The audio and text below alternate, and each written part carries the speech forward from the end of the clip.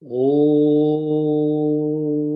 Sahana Vavatu Sahanau Bhunaktu Sahaviryam Karavavahai Tejasvinavadhitamastu ma vidvishavahai. Om Shanti Shanti Shanti. Samasta Jana Kalyane Niratam Karunamayam Namami Chinmayam Devam Sadgurum Brahma Vidwaram. Om Sri Chinmaya Sadgurave Namaha. Yogena Chittasya Padena Vacham Malam Sharirasya Cha Vaidyakena Yopakarottam Pravaram Muninam Patanjali Pranjalina Natosmi. Hari Om. We are in the third or the Vibhuti Pada of Patanjali Yoga Sutra. The Vibhuti Pada is dedicated to development of or attainment of or accomplishment of powers or state by virtue of the enormous amount of ekagrata that the yogi has, which he applies in the form of sanyama. And we have seen that sanyama means dharana, dhyana, samadhi together rolled in one is called sanyama. We all look at things, we look at each other, we look at objects, but what we see around or to any object is a superficial or a cursory glance at the best. We do not have ability to concentrate ekagrata on any object to the extent that we are able to explore the object.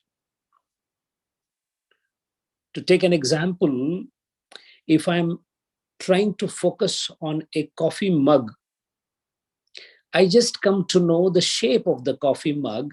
Perhaps my memory, smriti, through sanketa, tells me that it is used for drinking coffee.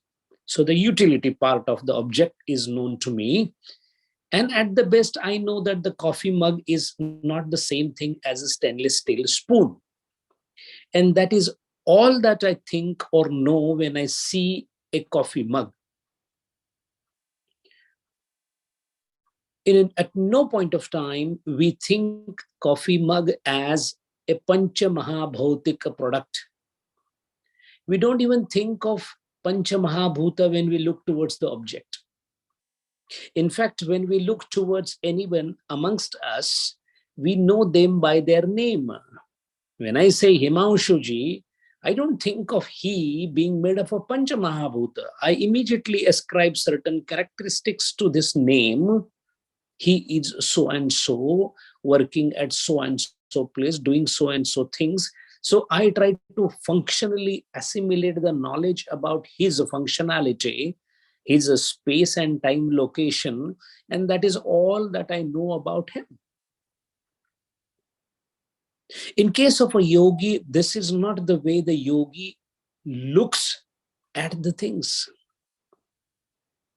He has capacity to have a cursory glance at anything, but his ability to concentrate is enormous. So if he decides to look at something and concentration happens on that object, he comes to know that object in and out as if he is the object.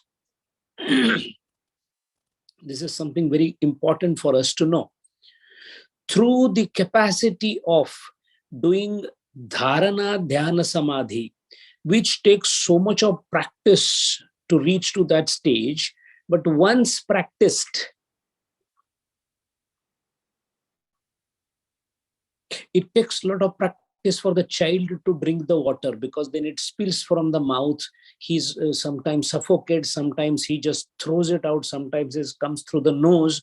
But afterwards, once he is used to drinking water, then he drinks water as if even he is not aware that he has drank the water. We all have learned motorcycle or the bicycle, and if you remember, when we learned it, it was so difficult a task for us. The cycle was always falling, but slowly we learned it. We balanced ourselves, because balancing, looking forward to the people around us so that not to meet with an accident, and pedaling the cycle simultaneously was such a difficult task, which we mastered. And then whenever we used the bicycle, we just sat on the bicycle without realizing that I am bicycling. What it means is, by enormous practice of dharana, dhyana, samadhi, abhyasat. Abhyas is a word repetitively used in Yoga Shastra. Asadhyate sadhya karita sayasa karana abhyasa tukamane. Tukaram Maharaj says, asadhya is becoming sadhya only because of abhyas. And abhyas is nothing else but repetitive practice of the same. So to do the repetitive practice through enormous amount of sadhana, which is abhyasa, the yogi reaches to a sahajavastha of sanyama. Sanyama, as again we repeat, is nothing else but the alamban of dharana, dhyana, samadhi on any object. So that means the vision of a yogi is completely different than our own vision. We identify by nama and rupa all the things around us, while for a yogi, the entire encyclopedia of that particular object is standing in front of him. When a yogi looks at a dog, we all look at a dog and we see a dog as a chatushpada prani, and we just say that, oh, nice dog. And our whole description ends there. However, for a yogi, when he looks at the dog, not only that he comes to know that it is a dog, the vyavaharika thing, but by becoming one with the dog, through the sanyama, he is able to know everything about the dog, and that everything means absolute everything, right from the past of the dog. And when we say past lives of the dog to the future of the dog.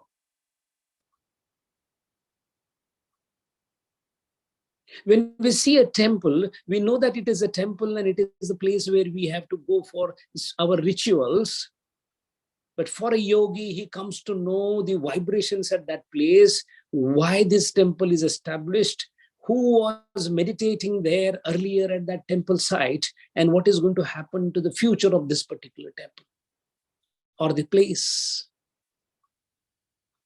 And that is why whenever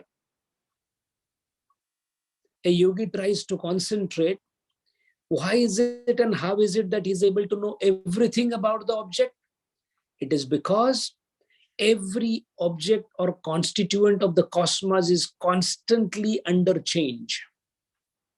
Right now, right here, when I started the lecture, you and me, we were different people than what we are now.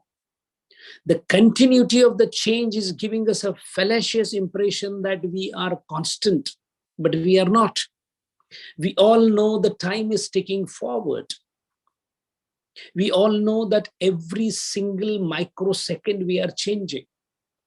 We all are growing old every microsecond. We do not, or we may not perceive it. Inability of our intellect to perceive the change that is happening in us as well as around is necessarily not the proof that things are not changing. Rather, the fact is everything in the world is in a flux. It is changing. So much so that there is no present. There is no Vartaman. We call this as Vartaman because we feel we are in the Vartaman right now. I'm speaking. This is a relatively understandable section of time for our convenience. There is no Vartaman. There is only Bhuta and only Bhavishya. That moment which is gone, that moment which is coming. There is no moment which is present. Because before we say it is present, it has gone into the past. So Atita and Anagata. Atita and Anagata, past and future, are the constituents of time, not the present. This may sound pretty shocking. However, we need to understand from the perspective of a yogi that what I call as present has already become past. And the very fundamental aspect of Yoga Shastra is, since everything is in flux and everything is changing, each thing that comes in front of me in a particular shape and form has existed early in particular shape and form and will exist in a particular shape and form. When we are standing on the bank of the river and the water is flowing, it looks like the water is continuously coming and it is present there in the river. But that water which our feet touched is already gone ahead and a new water has come and touched our feet. The flow of water gives a feeling that the river is continuously there. And that is why the great philosophical statement in Greek philosophy, which says that you cannot bathe yourself in the river twice. Because first time when you took the bath, the water is gone. You're taking another bath in the water. Although the illusion of time, the continuity that apparently appears because of our inability to grasp the change, gives us a feeling of continuity. When gross changes happen, we realize it. We as a child, we as a young boy, we as a young man, we as an old man, they're able to identify because the changes are happening over a period of time, ascertainable by the intellect that I have. But the changes that are happening which are not ascertainable by my intellect does not mean they are not changing. And these changes are happening in what? The changes are happening in only one substance, the sum and substance of all existences, which is called Prakriti. So you are a Prakriti, I am a Prakriti, tree is a Prakriti, water is a Prakriti. So what does that mean? That means all the varieties that are seen in this world, in this universe, are nothing else but the changed parinamatvat forms of one and only one substance called Prakriti, which is made up of three gunas. So it is Sattva Rajaguna in different billions of permutations and combinations appear in front of us. These changes, this parinama is called dharma. Presently we have Manushya dharma. Later on we'll be having Prani dharma. Then there will be Vanaspati dharma. But this Prani, Vanaspati, Manushya all have come from only one Sattva Raja Tamo Gunatmak Prakriti. So that is called Dharmi. A Dharmi gives rise to Dharma. That means different shapes and Rupa. Then they appear to be placed in time. Try to understand one thing, that the time itself is originating from Prakriti.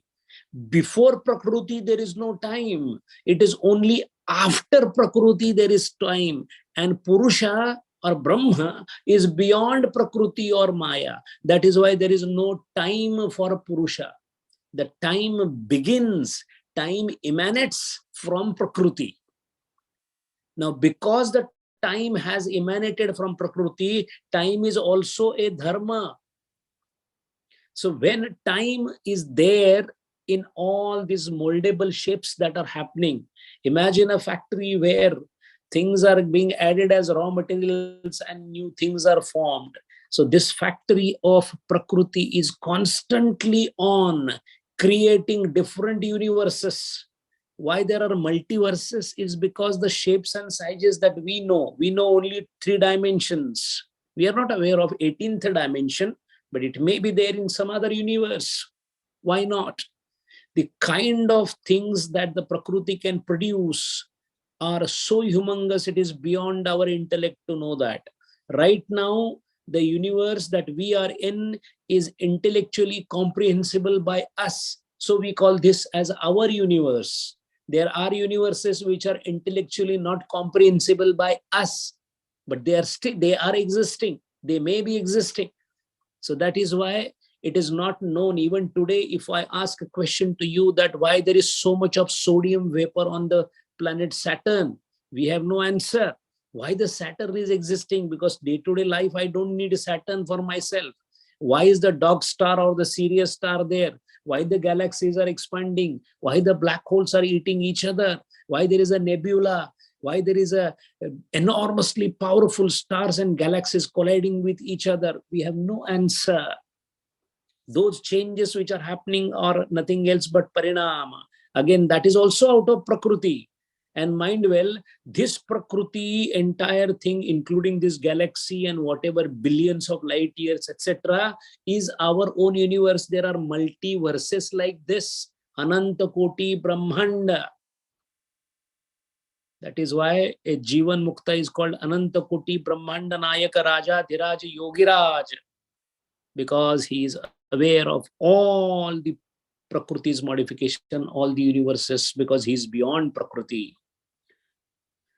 So the sum substance of the whole thing is everything that we see around is nothing else but the modification of Prakriti. Prakriti is dharmi. Modification is called dharma. When from the mud the pot appears, the pot is called dharma of the mud.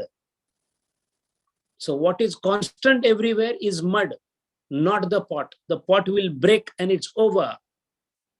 Once the pot is formed, once the one dharma is exhibited, then it also exhibits what is called as lakshana and avastha. Lakshana is its relationship with the time. The pot, when it is yet to appear in the form of pot, where is this pot present? The pot is present in the mud, not seen by us because it is yet to take the shape, but it is existing there. The potency of the pot is existing in the mud. It has not appeared as yet, or our intellect is not able to grasp it because our senses cannot grasp the pot in the mud. That doesn't mean the grass pot is not in the mud. A yogi is able to see the pot in the mud itself, which is called the past, which is called the future avastha of the pot. That means yogi knows the future of the mud. The future of the mud is pot. And similarly, when the yogi sees a broken pot, he knows it has come from a pot that was not broken, which is the past avastha of the pot. So he knows about the atita avastha of the pot also. So that means the pot has two avasthas. One, before it has appeared, it has a future avastha. Then it appears, which is called vartaman. And then it is going to go break down. So there is a future for the pot, which I am not able to see because right now I am seeing the complete pot. But a yogi is able to see the future of the pot. So that means everything has a past, present, and the future. This is called lakshana of any dharmi. So dharma is pot. Relationship with the time is lakshana. And avastha is the change that is happening at any point of time.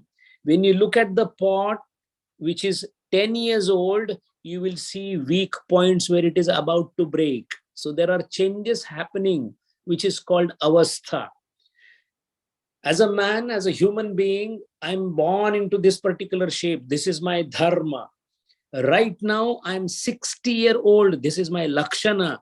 And I have all the white beard, or the hairs are going white, or the hairs are getting lost from the top of the head, and my skin is wrinkling down. This is called avastha, vruddhavastha.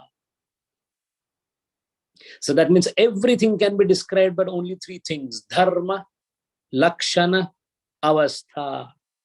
Everything around us, including us, all the subjects and the objects in the universe, are made up of dharmi called prakriti, and they have only three statuses: dharma, lakshana, avastha. We are not able to separate them. We see dharma, lakshana, avastha rolled into one only at present. So that is why we are able to see an object as an object. We don't know its past, we don't know its future, we don't know what changes it is going through. We have no idea about the structure. The science is making rapid strides to know about the structure of a thing. Now they have reached almost up to the quantum mechanics, so you are into subatomic particles. So the same coffee mug so far, which we used to call coffee mug, now a physicist or atomist calls it as combination of subatomic particles, maybe the positrons, neutrons, whatever they are. But so far I was calling it a coffee mug. A physicist calls it as a subatomic particle assemblage. That means the science is penetrating into the structure of a thing to know the real structure of the things. And then they came out with a classical discovery for the science, which was a common observation for a yogi. And what was that? All substances are made up of subatomic particles.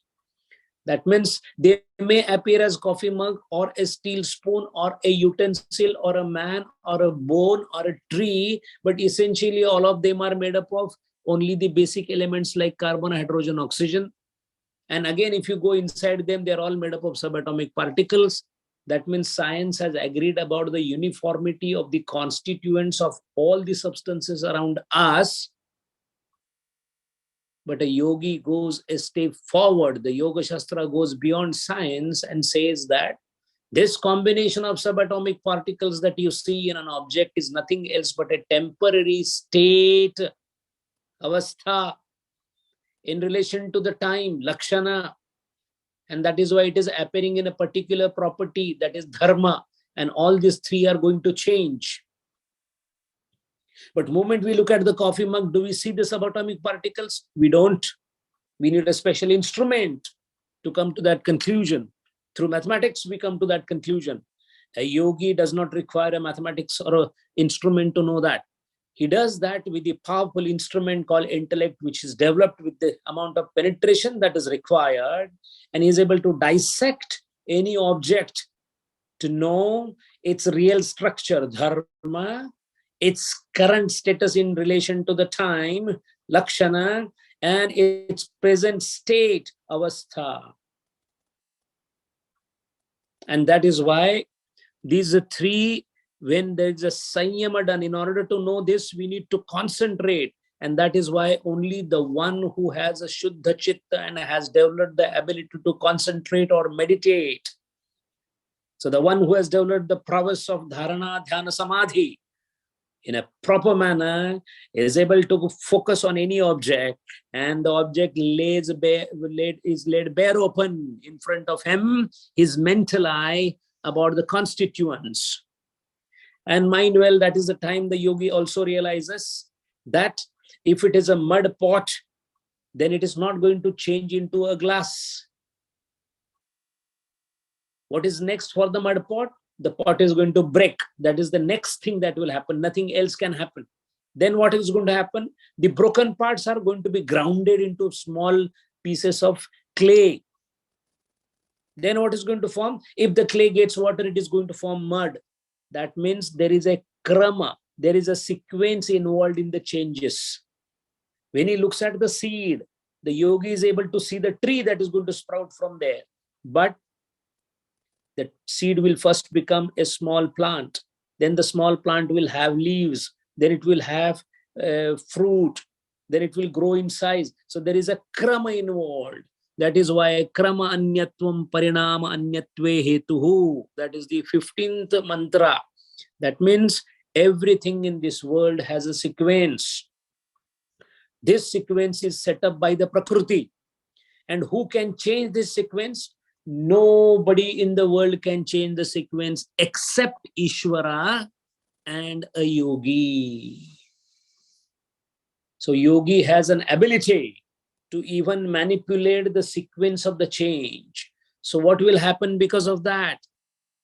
A yogi can do anything that is possible. For that matter, a wall cannot move.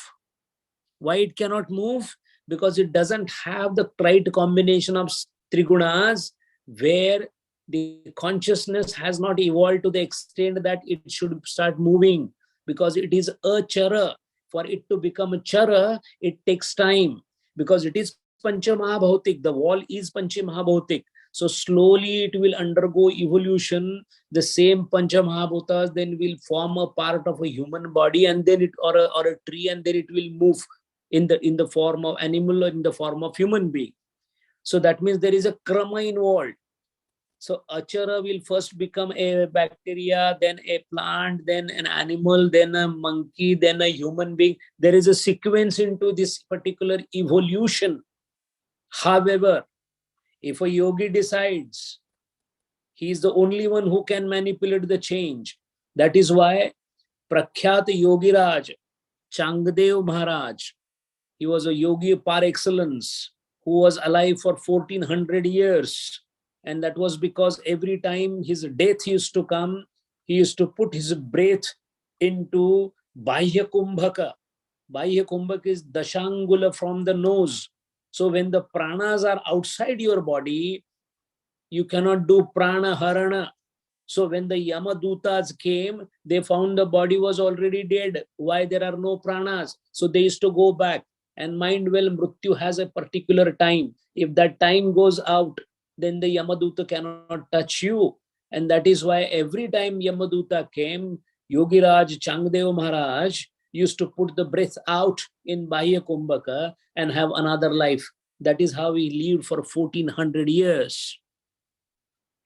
So great he was as a yogi that he was always holding a couple of cobras in his hand, and I used to always ride on the tiger. So such a yogi, when he heard of Jnaneshwar Maharaj, he was very, very arrogant. There was ahankar still left in him. So he thought a 14, 16-year-old boy is nobody in front of a person of my stature. So when he decided to go and meet Jnaneshwar Maharaj, he went on sitting on a tiger with a cobra in his hand and thousands of his followers going with him. And when the younger sister of Jnaneshwar, Muktabai, who was barely 13 years old, she told to her elder brother, Dada, Yogiraj Changdev Maharaj is coming. What should we do? How should we go to welcome him? And when this happened, they were sitting on a wall, on a boundary wall. And Jnanadev Maharaj, being the yoga par excellence, he ordered the wall to move, and all the brothers and sisters, Jnanadev Maharaj, Nivruttinath, Sopandev Maharaj, and Muktabai, all the four, along with the wall, they started moving, and with the moving wall, they went for the darshan of Yogiraj Changdev Maharaj, who was awestruck to see an achara having a movement. So what happened here? The sequence was altered by a yogi, because he is Ishvara Tulya. So only Ishvara on the yogi can change krama. Otherwise, krama anyatve, parinama anyatve hetu. This completes the explanation as to how the siddhis or powers are attained. Now, henceforth, now onwards, the entire Vibhuti Pada, we will be seeing one after the other the siddhis that the yogis get. They all appear miraculous. They are miraculous for us because it is beyond our understanding. But we know already how things happen because we have studied Sanyama on Dharma Lakshana Avastha of anything. Every object in the world has three states, dharma, lakshana, avastha. Whenever somebody does sanyama on them, sanyama means dharana, dhyana, samadhi, all rolled in one. Once this is done, the object is laid bare open in front of you, and you are able to see everything. So now henceforth we are going to study different siddhis. But before that, we must understand certain things about siddhis. We all know there are ashtada siddhis, but certain fundamentals of the siddhis we must know. First is, siddhi is normally called as power acquired.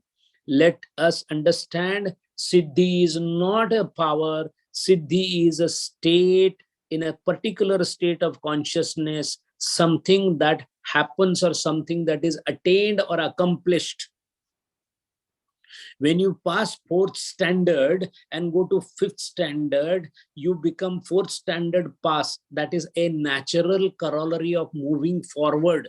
You don't get it from somewhere from the air, a certificate that you have passed fourth. You have gone through that phase, so you have entered into the new room. Similarly, a yogi, because of his enormous exercise, abhyas of concentration, he reaches higher level of consciousness where things like this are there. He doesn't obtain it. He reaches there where it is. They are already existing. So it is an attainment or accomplishment, not a power. One. Second is, siddhis are absolutely unimportant for the yogi. We all feel so great, if I'm able to move a thing, or if I'm able to read the mind of somebody sitting in California, how nice, I can exhibit it to everybody. And, people will say that how great. Such kind of thoughts do not come to yogi at all. Otherwise, he's not a yogi at all. He has already reached this stage through vairagya. Mind well, siddhis are also kleshas. And the aim of the yogi is to go beyond the pancha kleshas. He wants to reach to kaivalya. To reach to kaivalya, siddhis are something that is happening on the way. So siddhis are never considered as important by any of the sadhakas. For example, a scientist who knows how the electricity is transferred is able to put a bulb and show the light easily. But a villager, when he looks at that light, he says, oh my God, through a small wire, the light has come, because he doesn't know what electricity is. It is as simple as that. The yogis do not use their siddhis for any personal agenda ever. When are the siddhis exhibited? Siddhis are exhibited only when a guru, for the purpose of higher education of the shishya, wants to tune him up. He may exhibit his skills through siddhi. One. Second is, siddhis are always used for a jana kalyana. It was Ramana Maharshi who wanted to instill the love for the trees in the mind of the devotees. That is why when a tree was bitten to shade the ripened leaves, Ramana Maharshi Maharaj was getting pain on his body, and the people got startled. When somebody was walking on the grass, a wrenching pain came in the body of Ramakrishna Paramahamsa and also Swami Vivekananda in Kashmir. What it means is, everything around us is us only. Nothing, no violence, no pain can be inflicted on anybody. Ahimsa, when we studied what ahimsa is. So that is why ahimsa is so important for us, for the purification of the heart. The chitta shuddhi is exhibited by these. Now, how is it that somebody was walking on the lawn and it was causing pain here? Or in case of Jnaneshwar Maharaj, they were beating a buffalo, and actually the marks of beating were coming on the back of Jnaneshwar Maharaj. How did this happen? This kind of siddhis are basically to do the loka kalyan by making them aware of certain things. That is why exhibition of such siddhis by the saintly people or the yogis is done without an iota of ahankar into it, and is done in a natural manner.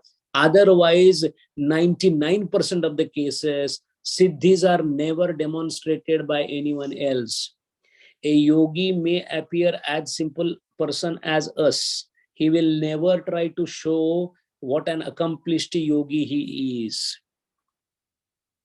A person of Tapovan Maharaj's caliber, Gurudeva's caliber, they never speak about what they can do. We had occasions where Gurudeva had exhibited such kind of powers which we are going to study. But never ever Gurudev happened to mention that I know these. This never happens because the I is gone. Second is, these powers appear spontaneously. They are not something like a thing which is coming, by approaching it as a target. A yogi keeps on concentrating, and in the higher realms of concentration and consciousness, it is like a door getting opened on its own. So there is a spontaneity to it. The yogi has neither pride nor pleasure in the siddhi, and that is why yogi never declares his powers. Second important thing to know about this siddhis is the material science, that is our science, can never fathom these siddhis. And let us find the reason for it. All our science is based on material aspect of manifestation. Have we ever seen any research that is being done scientifically on the thought? Because it is not a material thing. A psychology is a study of that same thing, but however, it is just grappling in the dark. Even today, we know the psychology and psychiatry has hardly progressed in understanding the mind. So all the science that we have studied so far is related to the material manifestation that we see. A tree is studied in botany, animal is studied in zoology, but these are manifested things they study. But animal and his mind is not studied. The abstract thing which is not material, that means the subtler things are not approachable by the science, are not approached by the science, because the very base of science is to approach a material thing through a material. Even the anumana that is done through the mathematical frameworks, which is the basis of the what is called as particle physics, is also approaching the manifested. Where is the particle? Even the God's particle, which is being searched for now, is also a particle, the material manifestation. While the yogi has least concern with the material manifestation, he is working on forces behind the material manifestation. When we talk about tanmatra, shabda, sparsha, rupa, rasa, gandha, there is no material aspect to that. Its material aspect is panchamahabhuta. You can touch the clay, the prithvi, you can touch the fire, but the tanmatras cannot be touched because they are beyond material manifestation. They are in the occult stage. That is why whatever may be the effort of science, it will never ever be able to see the immanent aspect. The aspect that is yet to manifest is not at the mercy of science. The science can guess about my life, that I may live for 80 years or 90 years based on my HB, my this. A calculated guess can be made, but only a yogi can tell me what is the date of my death. Howsoever the science may try, it will never tell me who I was before I was born. How I was born, it will tell me. How I grew, that it will tell me. How my cells multiply, that it will tell me. The material manifestation is within the grasp of science. The non-material, immanent manifestation, and that which has manifested already, the past, is beyond the scope of a material science, which is our science. A doctor prescribes an antibiotic so that you do not get the fever out of typhoid. What happened here was that typhoid fever was seen by the doctor before it manifested, and he gave you an antibiotic. In this case, the fever did not manifest at all, but the likelihood of manifestation was being treated by the doctor by giving antibiotic. But here again, he is doing a guesswork because the fever may come. In case of yogi, he knows fever will come and then he treats it. That will come and may come is Anuman, and the certainty, the element of certainty that the yogi has about the past and the future and the present is because of his Siddhi. Modern science refuses to leave the shores of physical plane, and hence they have no right to talk about the yogi who goes beyond the shores to the deep sea for the voyage. That is why this is one more aspect that we must know about it. Third aspect about Siddhi is natural laws are conquerable.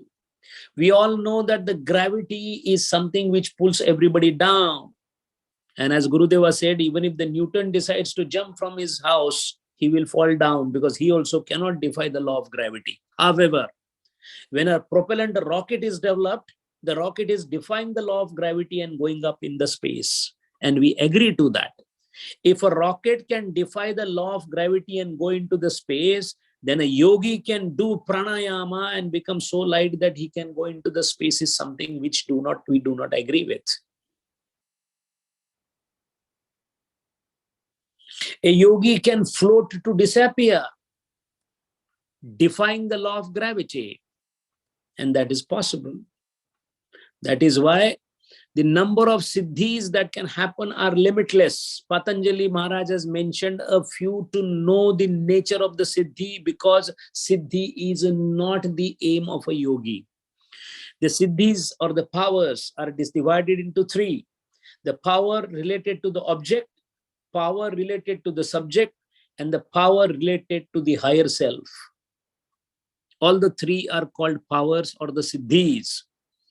All these are done through Sanyama only. Sanyama is Dharana, Dhyana, Samadhi on the Dharma, Lakshana, Avastha aspect of object or subject.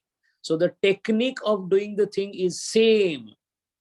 Object may vary. That is why, because every object in this world was there, will be there, so it is just a continuous change. Our intellect cannot grasp the past, the future, and the further movements of the things. That is why we do not know that. Arjuna had the same problem. So he said, if I kill them, they will be killed, I will be killed. What the society will say? Ultimately, Lord had to tell him something very important. Yogeshwara Krishna. Krishna is the Ishwara of yogis. So Yogeshwar Krishna in Bhagavad Gita said, Arjuna, na tu eva aham jatu nasam natvam na ime janadhipaha. Neither you nor me nor the kings will go or have gone. Nacha eva na bhavishyamaha sarve vayam ataha param. We are always there. Nothing goes, nothing comes in. Who told you that we will not die? Who told you that we will not alive? So we are a continuous flow process of flux. And that is why, because of this, it is important to remember the siddhis that the yogis has is always within the time. Mind well, having siddhis doesn't mean the yogi has reached the ultimate end. It is an intermediate stage. Knowing the universe, having the knowledge of the entire Prakriti doesn't mean you can transcend the Prakriti. That is why yogi is able to see all the three aspects of time, the Bhuta, Vartamana and the Bhavishya, Atita, Vartamana and Anagata. However, he is also in time. He has still not transcended the time. To know that I know present and past and future itself means I am in time. So mind well, yogi, although he has this siddhi, he is yet to transcend the time. That means he is yet to go beyond prakriti, because time ends where prakriti ends, and beyond prakriti is purusha.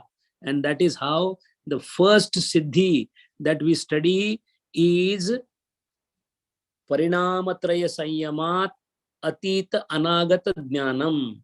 Parinaamatraya Dharma Lakshana Avastha. Parinaamatraya.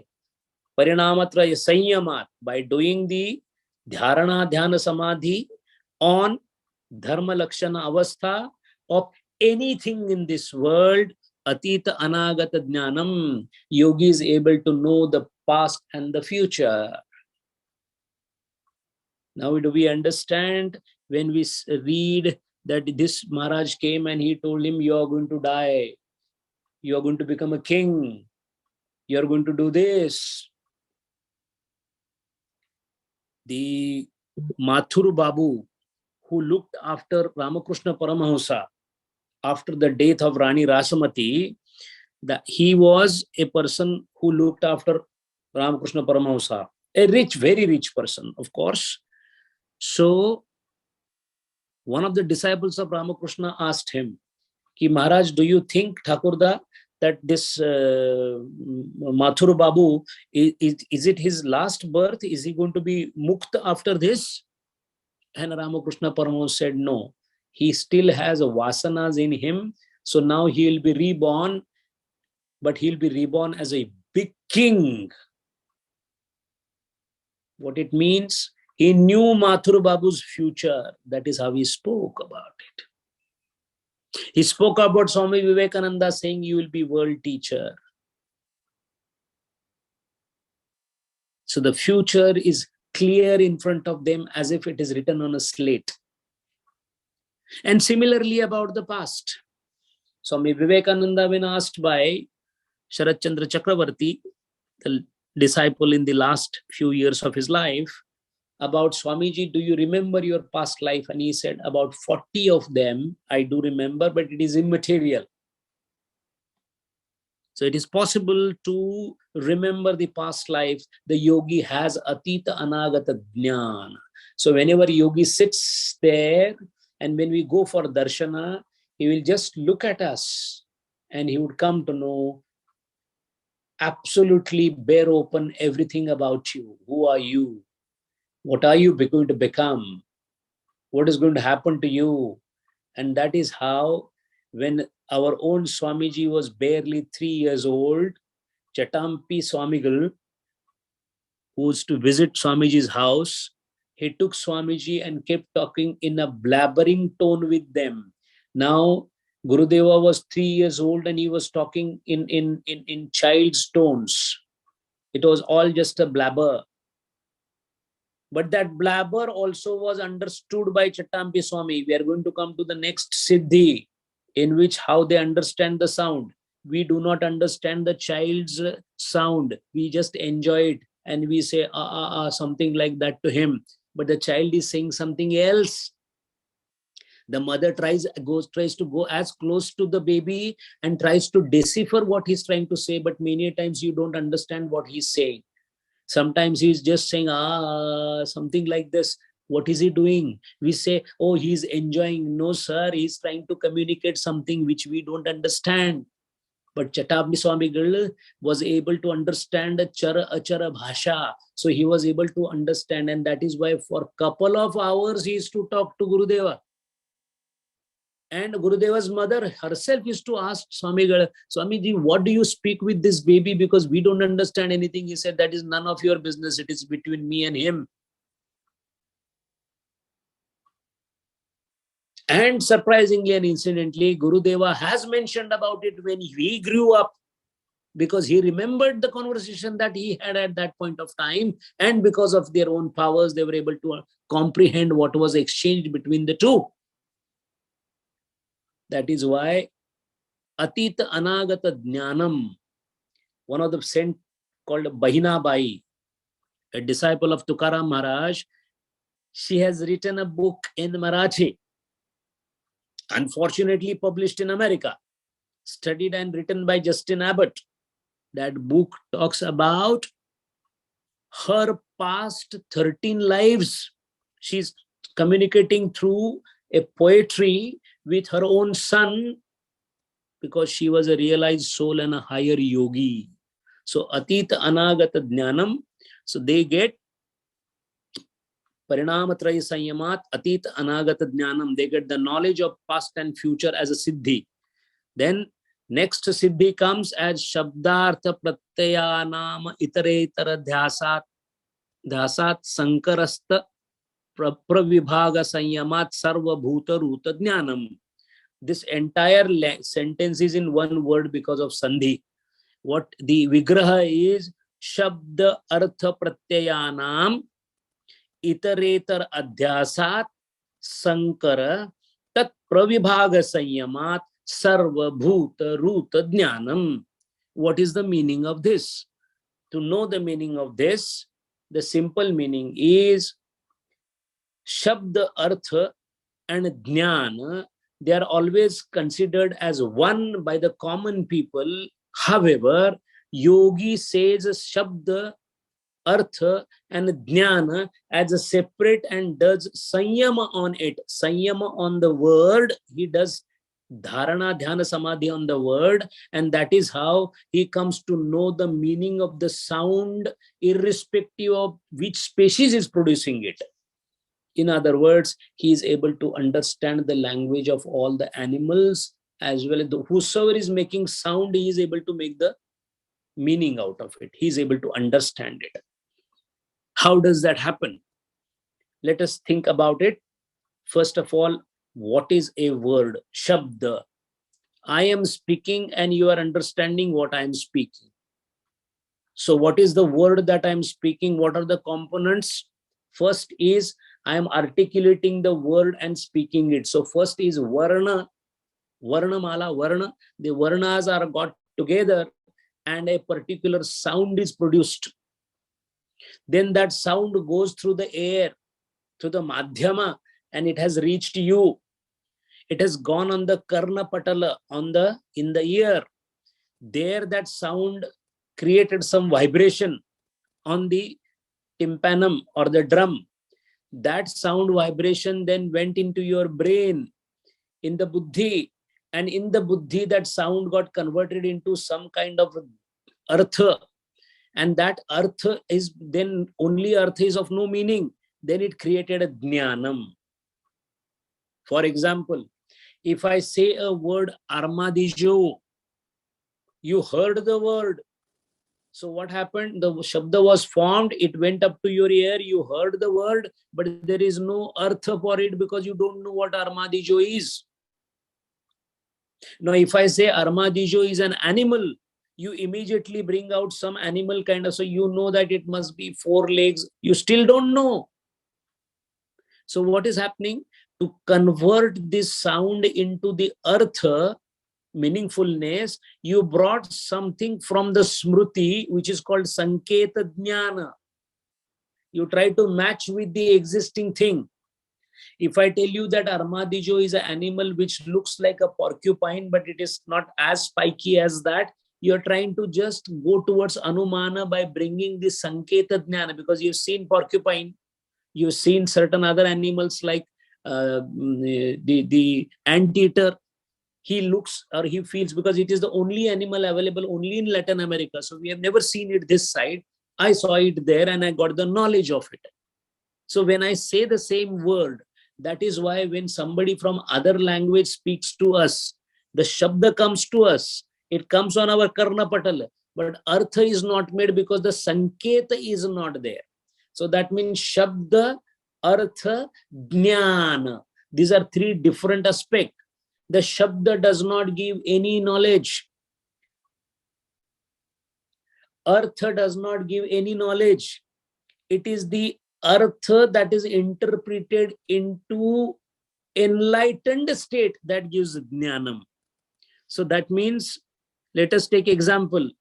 When we say gau, gau is cow. The Sanskrit word gau. First thing is gau word is made up of gakara, aukara and a visarga yukta shabda. So this is the Shabda. Varna forming a word is Shabda. Gau, Shabda has been formed by Ga, Au and Visarga. This is called Shabda. Then when it comes and falls on my ear, I get an artha out of it. What is the artha? The Gau is Sasnadiman. Sasnadiman means those who are having folds of skin at the neck. There are many animals having fold of skin. So that is, it has Sasnadiman. Then it has Khura Vishana Yukta. Khura means hoof is there and horn is there. Khura Vishana Yukta. It is Chaupada. It has got 4 legs. What is happening? I am making artha out of it. Still the jnanam is not there. Constituents have come from Sanketa, because moment I say Gau, I get that horn in front of me. There is a skin fold, there is a hoof, there is a tail, there is a udder. It is having 4 legs. I am getting Sanket out of it. And this is applicable to many, many animals. A horse also will show the same thing. But how do I know that Gau means cow? Is because these part and parcels of earth are assembled into akar of the buddhi. That is called Gau akara karita buddhi. That is the point when the jnanam happens. The process happens so quickly that we feel Shabda Artha Jnana is one. That is why Shabda Artha Jnana Sankirnata is what normally happens. What about a yogi? A yogi is able to focus on the sound through Sanyama. Sanyama means Dharana, Dhyana, Samadhi. Now he is able to split the word into Shabda. He is not interested in that. Artha, he is not interested in that. Only on the jnana he focuses and he comes to know what that particular word means. And that is how, even if the sparrow is making cooing or making some sound, Raman Maharshi could see that and should understand, oh, she wants to come close to me. So that is how Vani Dwara Ucharita Sabda Varneshu Eva Arthavati. That means Vani becomes Krutartha by Varna Ucharana only. It has no role in Artha of the Shabda. So the Vani only utters Varna, but is not related to Shabda, as only when Varna assumes the meaning it becomes Shabda. So then this travels and goes to the ear to become Parinata Dhvani. So it comes to the Artha stage. And after the Artha, when Buddhi does Grahana, it becomes Jnana. So this is called when the Artha explodes into Jnanam. So these constituents of knowledge, when they become form one thing and give you the ultimate knowledge of that word, it is called Sphot. There is a separate science about the Dhvani Ucharan and Sphotavada, and there are many yogis have written about it. That is not the subject of our study. But there is a Buddhinishta Sphot to become the Jnana. Now the question is, since the yogis are able to do Sanyama, they are able to understand what the animal is speaking, or any sound that any animal, including any charachara animal, they know the meaning of it. They don't have to learn it. That is why even if a realized saint is unaware of English as a language, still he will be able to understand what that person who is British is speaking, simply because of this particular Siddhi. Now we have 2 classical examples of Swamis who did this. One is Chatampi Swamigal, Kunjan Pillai. The Chatampi Swamigal was so expert as an yogi. He was everything. He was a yogi, he was a tantrist, he was an Advaiti, he was a expert on Bible, he was expert on Quran, he was expert in Siddha Vidya, the medicinal branch of Siddhas. He was a Siddha himself. At the time of death of Chatampi Swamigala, all around his bed, snakes and frogs were standing. In one of the rare occasions when one of his closest disciples kaupina, langot, was eaten by the rat, Swamiji told to his disciple that we should find out which rat did this nonsense. So he was able to call the rats, spoke to them, found out the guilty rat who actually nibbled at the kaupina, and admonished him not to do it again. We all find it very funny. It is not funny, sir. It is this particular Siddhi. Ramana Maharshi was known for such Siddhis. Ramana Maharshi had every animal that we can think of. The squirrels, the sparrows, the peacock, the cobra, the monkeys, the dogs, the goat, and the tiger. When he was sitting in the Virupaksha cave in the early part, when few disciples were there, all of a sudden a tiger came there. Swamiji was sitting in the cave as it is. The accompanying disciples and the devotees, they got startled and they started making banging noise of the different utensils so that the tiger can go away. And Swamiji was asking them to stop. The tiger came, drank the water and went away. When they came and said, Swamiji, we were so scared for you. He said, you're stupid. He told me that he's coming for drinking water. What is your problem? This is his place. Why are you trying to tell him to go? You go away. Similarly, Swamiji used to speak to squirrels. On the day of Ramanavami, Swamiji used to feed the monkeys. He used to make special prasadam for the monkeys on Ramanavami. And then it's to call the monkeys. They used to come one by one. There was monkeys had their own organization. The two warring factions of the monkeys used to come to Raman Maharshi, and Raman Maharshi was the judge. And he used to speak to the monkeys saying that you don't fight with this man and this man is going to be the leader. To an extent, Swamiji also said that there are many monkeys who do tapas. One of the dog came close to Swamiji and touched his head to Swamiji's head and remained in that state for half an hour.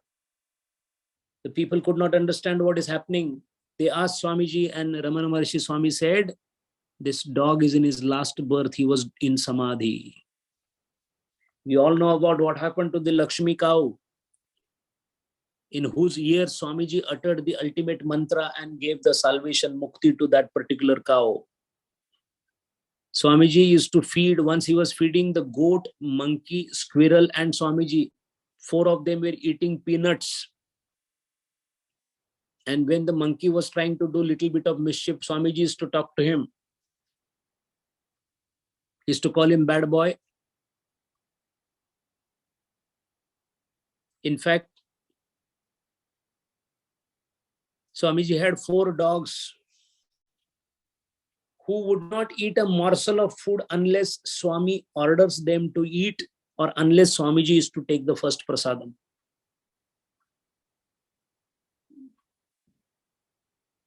What it means? Swamiji once was seen with a scorpion ascending on the body from the front side. On his chest, there was a big scorpion. And when Palani Swami saw that, he immediately said, Swamiji, what is happening? You have a scorpion on your body. He said, what is your problem?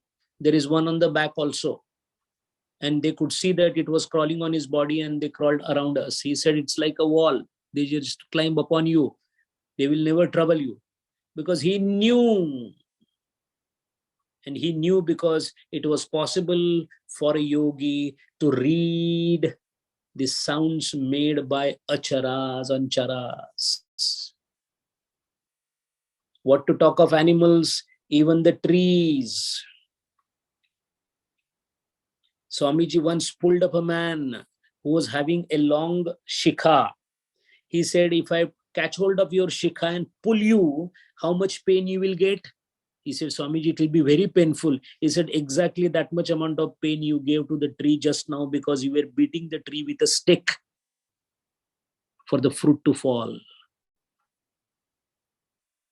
This is accomplishment or siddhi by the yogis because of sanyama, dharana, dhyana, samadhi on dharma, lakshana, avastha, aspect of any object. We shall continue to see more and more siddhis down the line, because the Vibhuti Pada is entirely meant for siddhis. First, we will see siddhis about the objects. Then we will see siddhis about the subjects. We will substantiate each siddhi with one of the swamis who have, so that we are convinced that this siddhis exists. And that is how the Vibhuti Pada will continue forward. Hari Om. Om Purnamada Purnamidam Purnat Purnam Udachyate Purnasya Purnamadaya Purnameva Vashishyate. Om Shanti Shanti Shanti. Hari Om Shri Gurubhyo Namaha. Hari Om.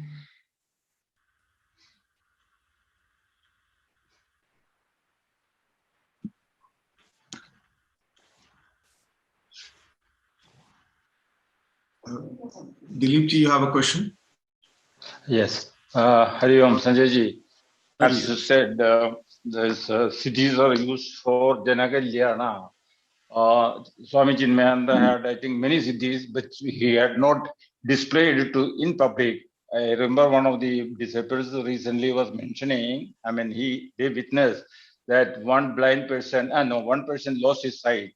He went for all kind of treatment, nothing happened. And one day with this, yajna was going on, this thing, and somebody told him, go to Swami Chinmayanda, he will do. He went to him, but Swamiji Nanda told him, no, you go to Sathya Sai Baba. You go there, he will do it. Then he went there he sat there for 7 days. He met Sathya Sai Baba, but could not ask or converse with what is his problem like. He came running back on the 7th day of the yajna, and then he told Swamiji that I went there, nothing happened. Then instantly he gave insight.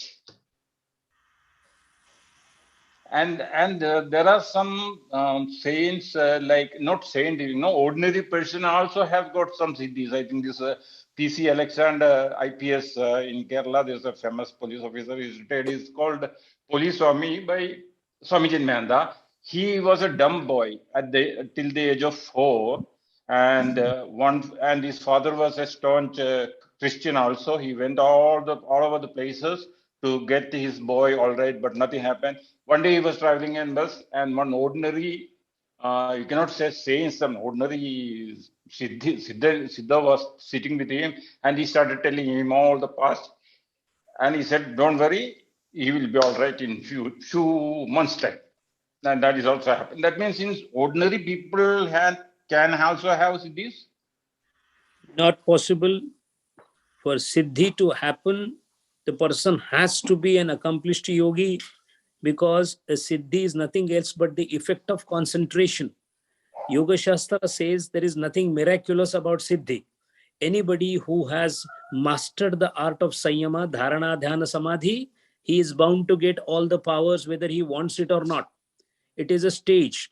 Anybody who passes the graduation is bound to get the certificate from the university, whether he wants it or not, whether he likes it or not. So that is why ordinary person cannot have. The one who doesn't have Chitta Shuddhi can never ever expect to have Siddhis at all. Sometimes, out of sheer chance, because of enormous concentration that can happen, sometimes you get a feel of the future. That is something which we call deja vu or whatever of that kind, but that is just a chance happening because of a chance concentration and in a very minuscule form. So siddhis are not possible for an ordinary person. A one who has siddhi is always an extraordinary person. Hari. Hari Hari Om Sanjay. I have heard similar thing. Hari Om. Once a boy, a yogi was, yogi met Swami Vivekananda, and he claimed that Swamiji, I have learned through my siddhi how to walk on the water. After 15 years efforts. Swamiji asked him, why did you waste that 15 years? You could have crossed this river by paying charana for 25 paise. You could have saved that time. So that was the, very practically our Swami, Swami, people like Swami Vivekananda think that way. Unless it is warranted by the society. For example, Srinarayana Guru once, there was a severe drought here in 1905. And people, people around from some area went to meet Narayana Guru and asked him, Swami, do something. People are dying and cattle are dying, and we are in a deep trouble. Do something about this rain. Then Guru went on dhyana for a few minutes, and he wrote a stotra, which is called one Shiva stotra. And he asked them to chant it and go home. Rain will fall after some time. Don't worry. And that is what exactly happened. And it was reported by the paper, and rain never stopped then. Rain went on and rivers overflowed. Up to that extent, rain has fallen, So Acharyas always used this Siddhi for the Jana Kalyana only. They never misused it. Yes. After having so much of Vairagya, where is the question of wanting anything? So the one who reaches that stage virtually treats that as useless. That is why when Ramakrishna Paramahamsa transferred the Siddhis to Swami Vivekananda, and he said, Narendra, today you have made me poor because I have given everything that what I have to you. And he asked, what is it? He says, you have all the powers in the world. And immediate next question of Swami Vivekananda was, what is its use for the moksha? He said, no, it cannot give you moksha. Then he said, keep it to yourself. Oh, this is the attitude of a yogi. Are you?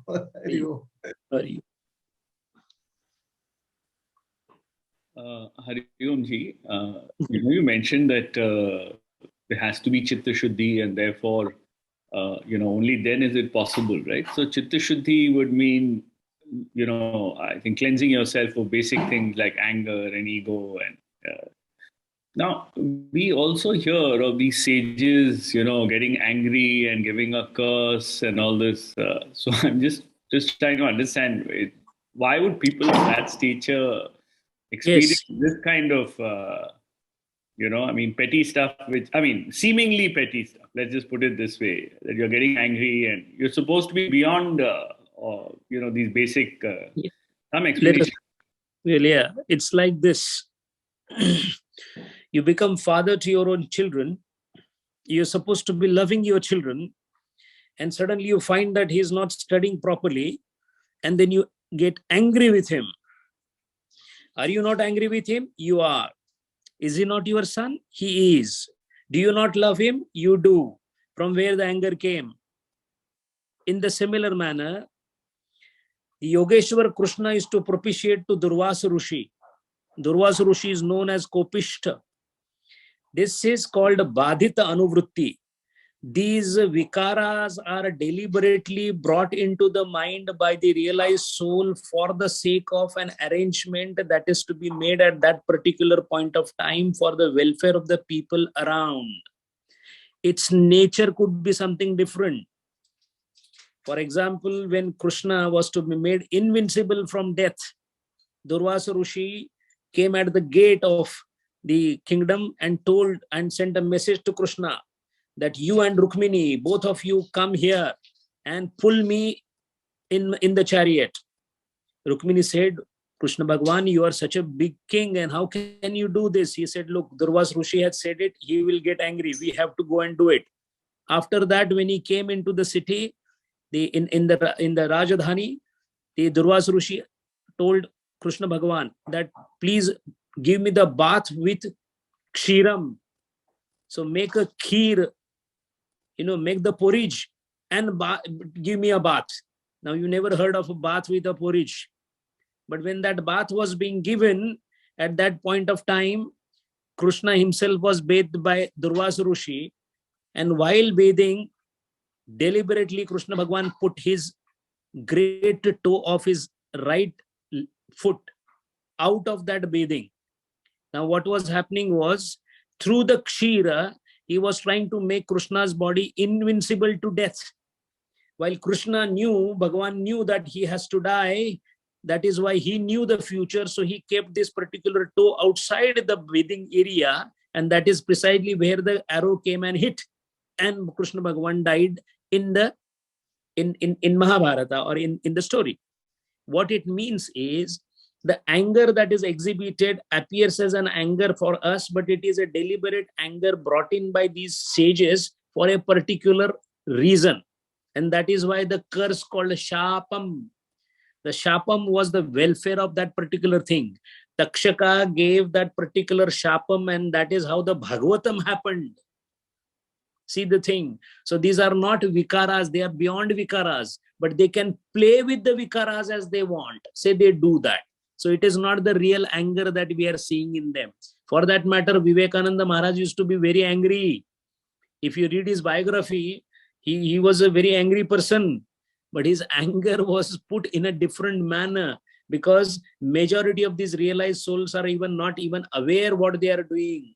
What is happening through them is basically like Ishwar Ichha. That anger also comes as an Ishwar Ichha for the sake of larger design, which we are not aware. Hari Om. Hari Om. Thank you. And one other thing, in case nobody else has, is, this. So fundamentally, we're talking of sound is a vibration, and so all these, when people chant Om mantra, etc. So they're obviously moving towards a higher level of vibrations, and therefore, at the meditative state also there are changes within the body which take one to a higher stage of meditation. Now, what I'm trying to understand is it because of those higher stages of vibration, and therefore these people have the ability to change the constituents in the universe? Is that the power, or is that something to be related? Yes, every chanting, every sound is nothing else but the vibratory state of atoms and molecules. Every vibration is nothing else but consciousness getting exhibited in the form of movement, Shakti of Bhagavan. So tad ejati, tad na ejati. That is the nature of Shakti aspect of Bhagavan. Now, to what extent the Shakti aspect will help you depends upon how much is your instrument is tuned. As a common layman, when we go and say Om Namah Shivaya, Om Namah Shivaya, this is a very rudimentary way of pronunciation. Still, it helps. How it helps? When you say Om Namah Shivaya, Om Namah Shivaya, that is the time when you don't say that I want this lady, I want the alcohol. So that means what happened? You are paravrutta from the tamasika vichar. So for the time moment, your rajasika guna and tamasika guna is put at a stationary state. That means for that moment, you have become sattvika. So the additions of such sattvic movements together then propels you forward. As you are propelled forward and you go to little higher level, the same vibration works in little different manner, because the tuning instrument has now changed. Higher the purity of the heart, higher the chitta shuddhi, the vibrations of the mantra gives a different effect to you. That is why when Gurudeva said Om Namah Shivaya, he went into Samadhi. When we say Om Namah Shivaya, we are aware of what is happening in my home. That is the difference between the level of consciousness that is imparted into the mantra that we are saying. However, even if it is an ordinary chanting happening at the time of Arati in the temple, still it helps, because it does you paravrutta from the tamasic and rajasic thought. Remember, all the things done for the sake of God are nothing else but deviating you from the bad things which you otherwise would do. That is the reason Hinduism is full of rituals and multiple gods. There are some religions who are completely stupid and not able to understand the nature of it. That is why only when you go on Sunday to a temple called church, then remaining days you are completely detached from them, and then you are always in tamasic and rajasic thought. However, when you get up in the morning and say Karagre Vasati Lakshmi, when you try to do Deva Puja in the morning, when you try to do a particular Navaratra or Ganapati or whatever, what is happening is Mahashivratri, etc. This continuously creates a buzz around whereby you are away from tamasic and rajasic thought. That is how the vibrations of the mantra have the effect. Hari Om. Hari Om. Thank you. Sanjay, you said two things about the use of these siddhis. The first one was more about a student, and second is Jan Kalyan or Lok Kalyan. And one thought that crosses my mind, and I've often felt that, is there's a lot of skepticism about the power of religious practices, right? Especially as people get educated slightly in the Western way. So there is always this, what I would call pseudo-scientific. So I will only believe what is explained by science. And it does not come from an ill will. It often comes from our sense of knowledge, so-called. And one way to counter it is to have a so-called tangible proof of the fallibility of science, right? Which could be walking on water, flying, levitating, so-called miracles and siddhis, right? And to me, it would be almost obvious, given that it is okay for it to be shown to a student or for Lok Kalyan, for a Siddhi person to demonstrate this to so-called skeptics, right? But you don't see of it in the current day. You only hear of it as hearsay, which is obviously because it's not pratyaksh. It's easy to say, I don't buy that. Why could that be happening, and why doesn't someone kind of challenge and demonstrate the power of these siddhis from a Lok Kalyan perspective? Here, the important thing to understand is that demonstrating a siddhi for the sake of people to believe would create tremendous amount of superstition amongst the people. It is like this. If a person who is in the school is not studying properly, and if he is failing, and then if we say that the education is absolutely of no use, that is because you are not able to understand how the study is to be done correctly. That is one perspective. Second perspective is that for the yogi, why would he do anything just because a particular section of society or a scientist or a college professor or somebody wants to get convinced? He has no business to convince anybody because he doesn't want to convince. And for a very simple reason, what he would be doing is not done by his desire or will, but is done by volition, which is coming from the Ishwar Ichha. So there is no question of you thinking about it and doing it.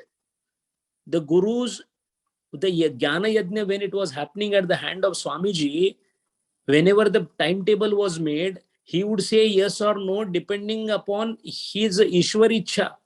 It was not that we said, Swamiji, do one thing. Instead of 3, make 5 lectures here. Why do you do 2 there? You make 1 here. That they don't listen. Our desire is stemming from Chitta Vritti.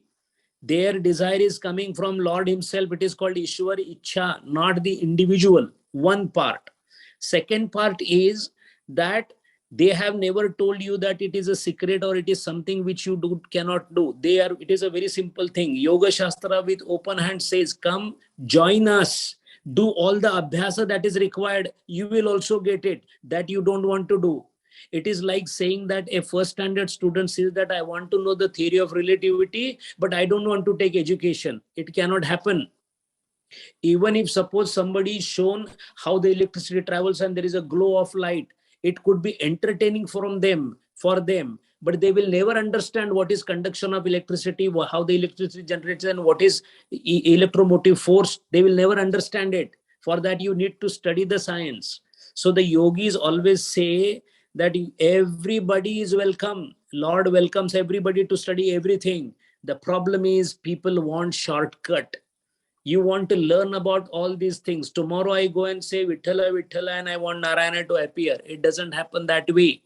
That is first part. Second part, yogis are not inclined to do this kind of convincing things, etc., for the sake of science. It is their business.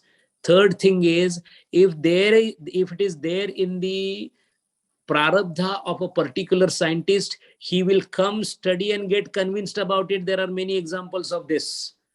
The well-known famous electrical engineer Maurice Friedman, who was paid as high as 3,000 rupees by Raja of Mysore, came in contact with Ramana Maharshi and left everything that he had and became a Swami and a Sevak of this, because he said there is nothing as great as what I am learning at Ramana Maharshi's stage. Being an electrical engineer, studied in France in 1930s. What it means is, if it is there is in your prarabdha, you will leave science, everything, and pursue this. There are many examples on this. However, for the generally bystanders and passerbys or the skeptics who have a business of calling themselves only Tattvajnani for the sake of discussions, this has got no basis, this has got no value in yoga. Yoga Shastra is meant for select few, and select few is simply because the Chitta Shuddhi process is going on everywhere. Only those who have passed the test of Chitta Shuddhi has and come to the surface. That is why Ramakrishna made 16 disciples and after that he stopped. Why it was not that there are 1,000 disciples? Because only 16 were qualified at that point of time and had come to the level. They were all Ishwar Koti. So this is how the process is. The process is of fermentation. It only the distilled thing is ultimately taken. So that is why yogis have no interest, no business, no inclination to convince the skeptics, nor should we be having. For that matter, anybody who challenges this, a yogi normally says, maybe sir, you are right, and he walks away. Ramakrishna Paramahamsa used to always say, a realized soul is so difficult to access. That is why those who have made themselves accessible have made a great upakara on us. Swamiji, Gyaneshwar Maharaj, Ramakrishna Paramahamsa, Vivekananda, they have done a great upkar because they realized also and they told us what they realized. So that is the reason why skeptics and science are never brought into it. Second, you today know that there is a thing called neutron, electron, proton. You have not seen it, but you believe it. Because why? It is there in the textbook. Why it is in textbook? Because somebody observed it. So if you are going to believe in Rutherford and some scientists saying that oxygen exists, Lavoisier told that oxygen exists, you agree to that. But when a yogi says that this exists, you don't want to agree to that. So that means you have Shraddha there, but you don't have Shraddha here. And there you, even if you have not pursued to see the oxygen, you presume and go ahead. So similarly, if you have Shraddha, if you are inclined, if you have Chitta Shuddhi and Sattvikata, you will automatically go towards the yoga, provided your bent and Swadharma is for yoga. Otherwise, you will go into Bhakti Shastra or Jnana Yoga. Hari Om.